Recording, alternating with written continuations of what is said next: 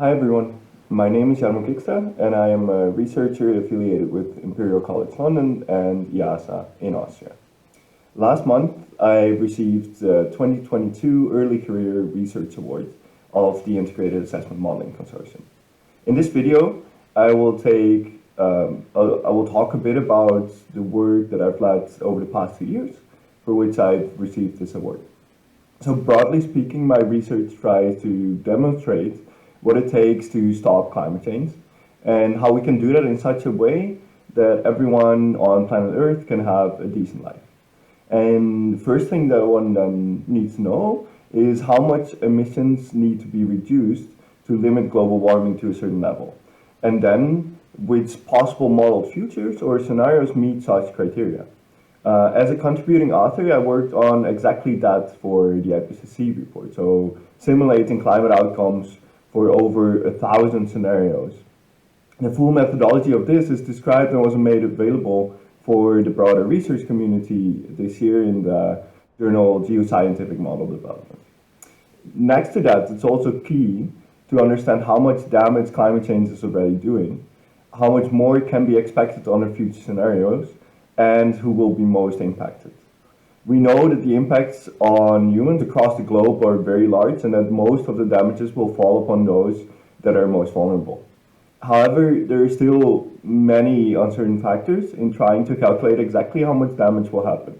In a paper published a year ago in the journal Environmental Research Letters, we explored two factors: the effect of temperature variability and the possible effects that last year's climate impacts affect the growth of the economy in the year thereafter. We show that especially this latter effect is poorly understood and that historical data indicates the potential of very large compounding effects in the future. And my main research interest is in just transitions. For that, we need a broad understanding of what it means to provide the means for a decent life. In a paper called Decent Living Gaps and Energy Needs Around the World, also published in Environmental Research Letters, we calculated two things. First, we looked at how much energy is needed for the services to live a nice life and for building the infrastructure to provide these services. Think about food, cooking, sanitation, houses, and healthcare, just to name a few.